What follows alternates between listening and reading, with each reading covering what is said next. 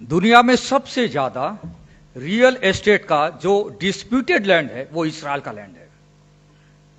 बगल के अरब देश इस्राएल की भूमि को हड़पना चाहते हैं।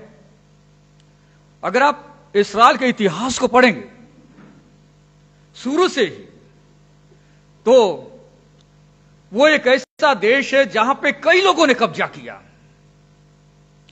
आने वाले मेरे एक सरमन में मैं आपको पूरा डिटेल समझाऊंगा कि जब से परमेश्वर ने इब्राहिम को बुलाया उसके बाद कितने दुनिया के देशों ने इस्राएल को कब्जा किया, कौन कौन से धर्म के लोगों ने इस्राएल पे कब्जा किया, और आज वर्तमान में इस्राएल कैसे ये राष्ट्र बना। आज मैं आपको जो बताने जा रहा हूं वो ये है कि प्रतिज्ञा की भूमि, वादा किया गया देश क्या है। What is the promise land. प्रतिज्ञा भूमि या प्रोमिस लैंड शब्द दुनिया के एक क्षेत्र को चिन्हित करता है जो परमेश्वर ने विरासत के रूप में इस्राएल को देने की प्रतिज्ञा की है। उत्पत्ति की पुस्तक 12वां अध्याय, आइए पढ़ते हैं 1 पद से लेकर 3 पद तक।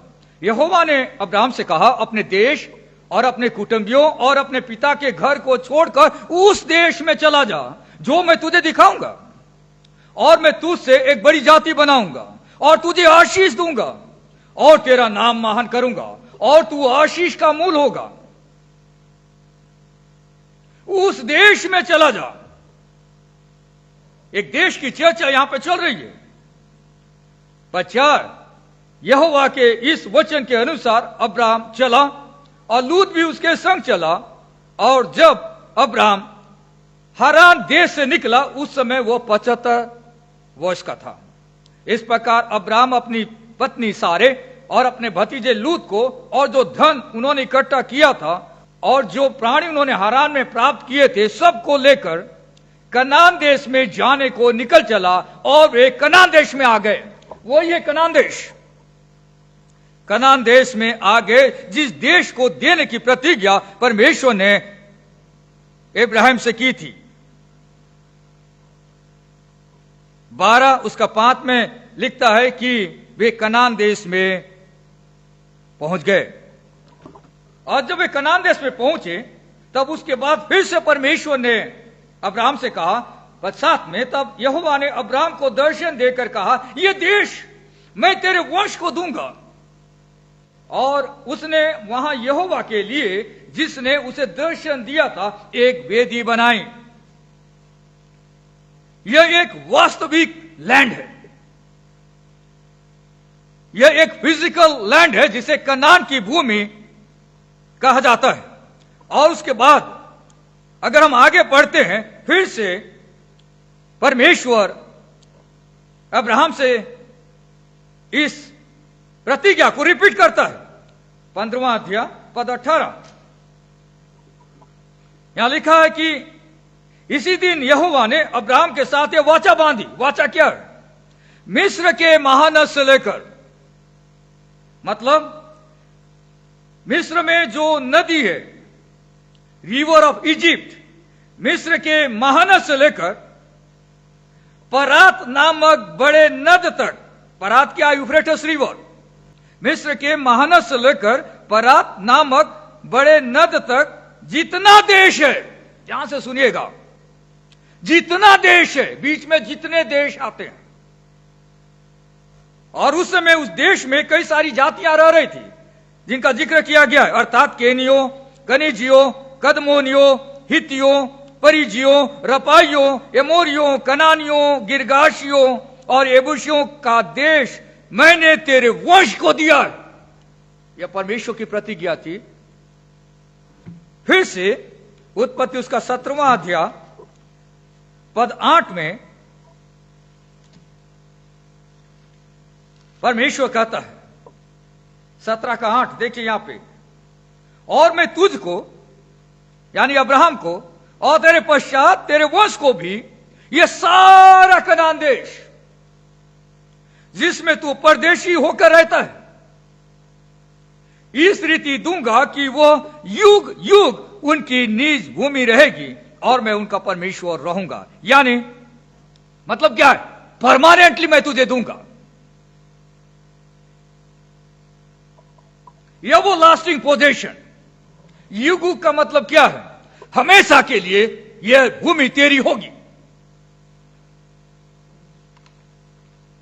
परमानेंट जमीन दूंगा, स्थायी जमीन मैं तुझे दूंगा। और उसके बाद परमेश्वर ने अब्राहम के बेटे इसहाक से भी यही वाचा बांधी थी।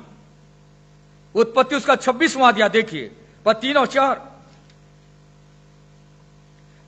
तू इसी देश में रह और मैं तेरे संग रहूंगा और तुझे आशीष दूंगा और यह सब देश मैं तुझको और तेरे वंश को दूंगा और जो शपथ मैंने तेरे पिता अब्राहम से खाई थी उसे मैं पूरी करूंगा। यानी अब्राहम का जो बेटा है इसहाक, उससे भी परमेश्वर यही बात कहता है। उसके बाद इसहाक का जो बेटा हुआ याकूब, उससे भी परमेश्वर यही बात कहता है। उत्पत्ति 28वां अध्याय 13। और यहोवा उसके ऊपर खड़ा होकर कहता है, मैं यहोवा तेरा दादा अब्राहम का परमेश्वर और इसहाक का भी परमेश्वर हूं। जिस भूमि पर तू लेटा है उसे मैं तुझको और तेरे वंश को दूंगा। परमेश्वर प्रतिज्ञा करता है कि मैं कनान देश तुझे दूंगा, कनान देश मैं तुझे दूंगा। प्रतिज्ञा भूमि की सीमाएं कहां तक है?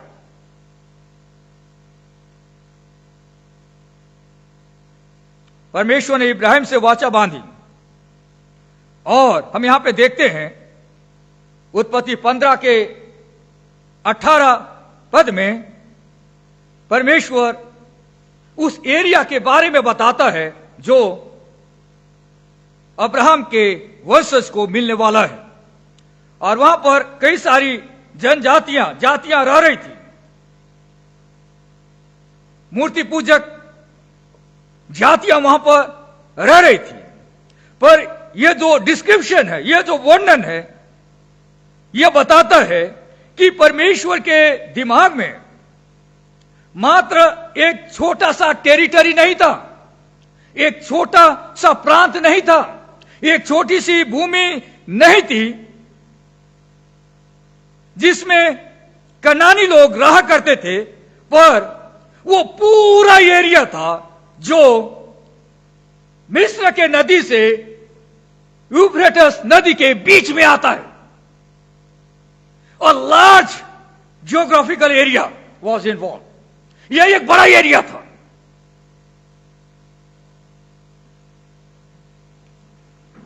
कनान का हिस्सा तो है ही, पर उसके साथ साथ मिस्र से लेकर मॉडर्न डे इराक जहां पे बसा हुआ है, वो पूरा एरिया परमेश्वर ने अब्राहम को देने की प्रतिज्ञा की है। कई सालों के बाद जब इस्राएली प्रजा मिस्र देश की गुलामी से बाहर निकली,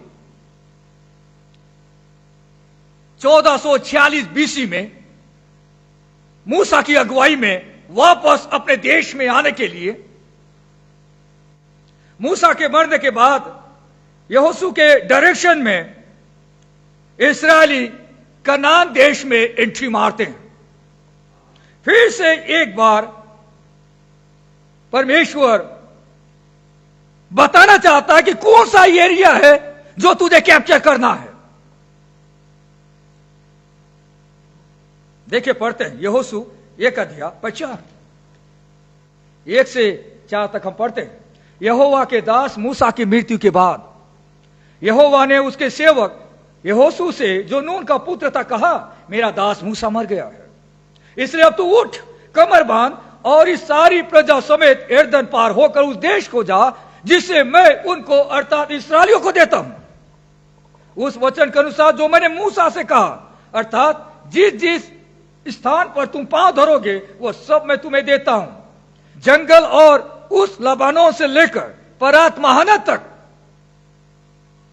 और सूर्यास्त की ओर महासमुद्र तक हित्तियों का सारा देश तुम्हारा भाग ठहरेगा। वैसे रिपीटेशन हो रहा है। परमेश्वर स्पष्टों से यहोशू को बताना चाहता है कि कौन सा एरिया है जो मैं तुझे देने वाला हूं। यहां पे आप देखेंगे जंगल, यानी ये जो शब्द हिंदी में आया है इसे हम मानचित्र में नेगेव विल्डरनेस बोलते हैं। ये साउथ में है, लबानोन ऊपर में है, नॉर्थ का हिस्सा लबानोन तक, साउथ से ऊपर नॉर्थ लबानोन तक, परात महानद यहां पर लिखा है, जिसे मैं आपको बता रहा था, यूफ्रेटस रिवर, आज जिसे कहा जाता है हिंदी में परात नदी कहा जाता है, उस एरिया से लेकर महासमुद्र है जिसे भूमध्य सागर कहते हैं, यानी वो कंप्लीट एरिया परमेश्वर इस्राएलियों को देना चाह रहा था। जब इस्राएली कनान देश में एंट्री मारे और वे जब वहां पर पहुंचे तो परमेश्वर चाह रहा था कि इस पूरे एरिया को जीता जाए, पर पूरे क्षेत्र को इस्राएली लोग नहीं जीत पाए, पूरा एरिया उनके कब्जे में नहीं आ पाया। तो दो बड़े पैसेजेस हैं, एक है उत्पत्ति 15वां अध्याय पद 18 और यहोशू 1 अध्याय 4 पद। जो भी लैंड, जो भी भूमि इस बीच में आता है वो इस्राएलियों को दिया गया है। यानी नील नदी से लेकर जो मिस्र में है, नीचे से लेकर ऊपर लबानोन, यानी साउथ से नॉर्थ जो भी है। दूसरा जो नाम यहां पे आया है वो है भूमध्य सागर, जिसे मेडिटेरियन सी कहा जाता है। महानद से लेकर ईस्ट में परात नदी, यूफ्रेटस रिवर, वेस्ट से ईस्ट, ये पूरा एरिया को देने के लिए परमेश्वर ने प्रतिज्ञा की थी। आज के वर्तमान मैप में यह भूमि कौन सी है? आज अगर हम इन दो पदों को ध्यान में रखकर वर्तमान मैप को समझें, क्योंकि अब अलग अलग लोग उस जमीन में रह रहे हैं, तो इस वचन के अनुसार आज इस्राएल की भूमि क्या होनी चाहिए? नंबर 1, आज जिस जगह पे मॉडर्न डे इस्राएल बसा है वो तो इस्राएल का है ही, प्लस यानी उसके साथ साथ दूसरा, जिस क्षेत्र में पैलेस्टीनियंस है, यानी जो फलस्तीन लोग कब्जा कर रखे हैं, वो भी इस्राएल की भूमि है। आप बार बार न्यूज में पढ़ रहे हैं, दोनों जगह से इस्राएल पर अटैक हो रहा है। पैलेस्टीनियंस कहते हैं, जो फलस्तीन लोग हैं, दो जगह पे उनका अस्तित्व है। एक वेस्ट बैंक वो एरिया है जहां पे फलस्तीन रह रहे हैं, और दूसरा नीचे में भूमध्य सागर के नीचे में जो पट्टी बनी है जिसे गाजा स्ट्रिप कहा जाता है, ये दो एरिया है जहां पे फलस्तीन लोग रह रहे हैं। तो ये दोनों एरिया इस्राएल की है। फिर उसके बाद जॉर्डन इस्राएल का है, जो बगल में जो देश है जॉर्डन वो इस्राएल का है, वो भी आएगा उसमें। और चौथा, मिस्र का कुछ हिस्सा, सीरिया का कुछ हिस्सा, सऊदी अरेबिया का कुछ हिस्सा और इराक का कुछ हिस्सा भी उस जमीन में आएगा। वर्तमान में जो परिस्थितियां चल रही है वर्ल्ड में, उसको समझने के लिए इन दो पदों को समझना बहुत जरूरी है। आज वो क्षेत्र युद्ध का मैदान है। कई सालों से इस्राएल अपने अस्तित्व को लेकर संघर्ष कर रहा था। आने वाले समय में मैं आपको इतिहास समझाऊंगा कैसे इस्राएल एक देश बना। पर आज मैं आपको यह बताना चाह रहा हूं कि इस्राएल की भूमि क्या है। जो परमेश्वर ने उन्हें दिया है। आज इस्राएल मात्र एक छोटे से टुकड़े को कब्जा कर रखा है और बहुत बड़ा एरिया है जो अभी भी कब्जे से बाहर है। हम नहीं जानते कब इस्राएल उन पर अपना हक जमाएगा, पर एक बात तो पक्का है, जब यीशु मसीह दोबारा इस धरती पर आएगा राज करने के लिए, मिलेनियम राज में ये पूरा एरिया इस्राएल के कब्जे में होगा। ये जो प्रतिज्ञा है ये एक परमानेंट अस्तित्व को दर्शाता है। कई बार ऐसी परिस्थितियां आई इस्राएली लोगों के जीवन में जिसके कारण में उन्हें अपने देश को छोड़ना पड़ा। जब आप व्यवस्था विवरण की पुस्तक पढ़ते हैं, जब परमेश्वर उनसे लैंड कॉवेनेंट यानी भूमि की वाचा बांध रहा था, तो वहां पे कुछ खास बातें परमेश्वर ने उनसे कहा था। व्यवस्था विवरण अध्याय 30 पद 4 और 5 पढ़ते हैं। 4 और 5, चाहे धरती के छोर तक तेरा बरबस पहुंचाया जाना हो, तो भी तेरा परमेश्वर यहोवा, इस्राएलियों के लिए परमेश्वर कह रहा है, तो भी तेरा परमेश्वर यहोवा तुझको वहां से ले आकर इकट्ठा करेगा, क्योंकि वो लैंड परमानेंटली तुझे दिया गया है। और तेरा परमेश्वर यहोवा तुझे उसी देश में पहुंचाएगा जिसके तेरे पुरखा अधिकारी हुए थे, और तू फिर उसका अधिकारी होगा, और वो तेरी भलाई करेगा और तुझको तेरे पुरखाओं से भी गिनती में अधिक बढ़ाएगा। 2 बार इस्राएली निष्कासित हुए अपनी जमीन से।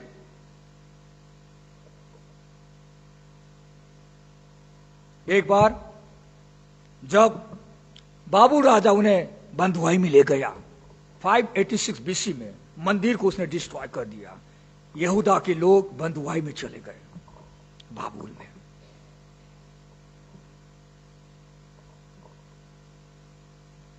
परमेश्वर ने यहां पर कहा है कि चाहे धरती के छोर तक तेरा बरबस पहुंचाया जाना हो, अगर जबरन भी कोई तुझे निष्कासित कर देगा, तो भी तेरा परमेश्वर यहोवा तुझको वहां से ले आकर इकट्ठा करेगा। और हम जानते हैं कि 537 बीसी में परमेश्वर ने सत्ता पलट दी।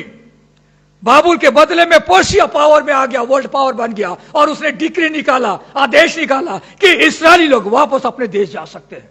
इस प्रकार इस्राएली पुनः अपने देश में आ गए। और उसके बाद अगर आप इतिहास को और आगे पढ़ते जाएंगे, जब प्रभु यीशु मसीह का जन्म हुआ उस समय रोम की सरकार थी। रोम ने इस्राएल को कब्जे में ले रखा था, और इतिहास के अनुसार AD 70 में रोम की सरकार ने यरूशलेम को डिस्ट्रॉय कर दिया। यहूदी लोग अपनी जान को बचाने के लिए इधर उधर अलग अलग देश, अलग अलग प्रांत में भागने लगे, क्योंकि उनका मंदिर खत्म हो गया, डिस्ट्रॉय हो गया। कई लोगों को मौत के घाट उतार दिया गया। और उसके बाद AD 70 के बाद, मैं आपको बताना चाह रहा हूं इस्राएल का इतिहास, AD 70 के बाद 1948 में इस्राएल फिर से एक देश बना। 1948 में आज इस्राएल का अपना खुद का देश है। इतने सालों तक इस्राएली भटके हुए थे, तो कई सारे बड़े बड़े प्रचारक समझने लगे कि अब यीशु मसीह आने वाला है बहुत जल्दी। जब 1948 आया, उस समय के बड़े बड़े बाइबल जानकार ये समझने लग गए थे, उनको लगने लग गया था कि कहीं प्रभु यीशु के आने का समय तो नहीं हो गया, क्योंकि इस्राएली वापस अपने देश में आ रहे हैं। 1948 में इस्राएल एक देश बना, लेकिन परमेश्वर उन्हें लेकर आया। उनकी अनाज्ञाकारिता के कारण में, पाप के कारण में इस्राएली लोग बंधुआई में चले गए, पर परमेश्वर ने उन्हें वापस, जैसे यहां पर लिखा है, चाहे धरती के छोर तक तेरा बरबस पहुंचाया जाना हो, तो भी तेरा परमेश्वर यहोवा तुझको वहां से ले आकर इकट्ठा करेगा और इसी जमीन में रखेगा। इसलिए आज इस्राएल उसी देश में है बहुत बड़ी प्रतिज्ञा के बारे में हम यहां पर पढ़ते हैं। बड़े बड़े एम्पायर, बड़े बड़े साम्राज्य वर्ल्ड के, बाबुल का साम्राज्य, रोम का साम्राज्य आज समाप्त हो गया, नामो निशान मिट गए। आज रोम साम्राज्य के नाम से कुछ नहीं है, बाबुल साम्राज्य खत्म हो गया। आज इस्राएल उसी देश में है जिस देश को परमेश्वर ने उन्हें दिया था। छोटा सा देश, इस्राएल को पवित्र भूमि कहा जाता है। कई सारे धार्मिक लोगों का वो धर्मस्थल कहा जाता है, चाहे वो मुसलमान हो या क्रिश्चियन हो या यहूदी हो। इस्राएलियों के लिए वो जमीन बहुत ज्यादा मायने रखता है, क्योंकि यह उनकी प्रतिज्ञा की भूमि है। अगल बगल के जो ग्रुप हैं इस्राएल को खत्म कर देना चाहते हैं। हमास बना क्यों है? इस्राएल के अस्तित्व को मिटाने के लिए। हिजबुल्लाह बना क्यों है? इस्राएल के अस्तित्व को मिटाने के लिए। पर वैसा नहीं हो सकता। बाइबल में यह प्रतिज्ञा दी गई है कि वो जमीन जो होगी, वो जो भूमि है, परमेश्वर ने इस्राएलियों को हमेशा के लिए वो पोजीशन दिया है। आज मसीहों के लिए वो जमीन बहुत ज्यादा मायने रखता है। हमारे लिए वो लैंड बहुत ज्यादा मायने रखता है, क्योंकि यह वो जमीन है जिस जमीन में यीशु मसीह ने अपने आप को बलिदान कर दिया। यह वो जमीन है जिसमें यीशु मसीह ने अपनी सेवकाइयां दी। यह वो जमीन है जहां पे यीशु को क्रूस काट पे चढ़ा दिया गया। यह वो जमीन है जहां पे यीशु मसीह मरकर जी उठा।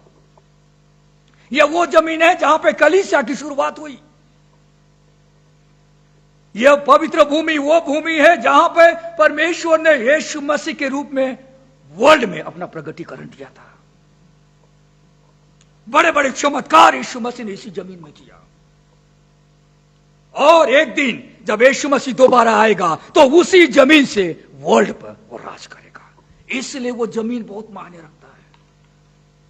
आज इंटरनेशनली बहुत बड़ा एक डिबेट है कि ये जो जमीन है, ये जमीन, पूरी जमीन इस्राएल को मिलनी चाहिए या नहीं मिलनी चाहिए। अगर आप बिब्लिकल दृष्टिकोण से समझेंगे, इस जेरूसलम में जिस जमीन को विवादित जमीन कहा जा रहा है, वेस्ट बैंक में, गोल्डन हाइट्स, गाजा और भी कई क्षेत्रों में इस्राएल अपना काम कर सकता है। अपनी जमीन में वो सेटलमेंट कर सकता है, बिल्डिंग बना सकता है। पर ऑपोजिशन आज भी वहां पे चल रहा है। जो भी बाउंड्री परमेश्वर ने उन्हें दिया है उसके अंदर में वो कुछ भी कर सकता है। जैसे उत्पत्ति की पुस्तक 15वां अध्याय पद 18 में और यहोशू की पुस्तक 1 अध्याय पद 4 में दिया गया है। आज की इस मैसेज से हम लोग क्या सीख सकते हैं? बहुत इंपॉर्टेंट है।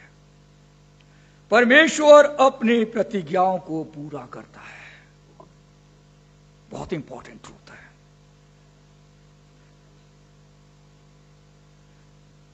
God is faithful in his promises. परमेश्वर अपनी प्रतिज्ञाओं को पूरा करता है। जिस प्रकार परमेश्वर ने अब्राहम के साथ प्रतिज्ञा भूमि देने की वाचा बांधकर पूरा किया, आज इस्राएल देश की अपनी भूमि है, उसी प्रकार परमेश्वर आज भी अपनी आत्मिक आशीषों से हमें भरपूर करता है। दुख मृत्यु में भी उद्धार वो आशीष की प्रतिज्ञा वो पूरा करता है। इसलिए हमें निराश होने की आवश्यकता नहीं है। परमेश्वर अपनी प्रतिज्ञाओं को पूरा करता है। एक दिन विश्वासियों की प्रतिज्ञा भूमि क्या है? नया आकाश और नई पृथ्वी होगी, जहां वे संपूर्ण आनंद और संपूर्ण शांति को अनंत काल के लिए पाएंगे। परमेश्वर ने प्रतिज्ञा की है विश्वासियों के लिए। जब नया आकाश और नई पृथ्वी बनेगी, कैसा होगा कोई नहीं जानता, पर बाइबल में ये सारी बातें लिखी गई है। विश्वासी वहां पर रहेगा, नया आकाश और नई पृथ्वी बनेगी। कनान देश की भूमि परमेश्वर ने इस्राएलियों को हमेशा के लिए दिया है। अब सिर्फ कुछ हिस्सों में उनका अधिकार है। वे उस जमीन से निष्कासित किए गए, लेकिन परमेश्वर ने वापस लाया। यीशु के द्वितीय आगमन में, मिलेनियम में उनका पूरा अधिकार होगा। उद्धार पाए इस्राएली और विश्वासी नया आकाश और नई पृथ्वी में रहेंगे।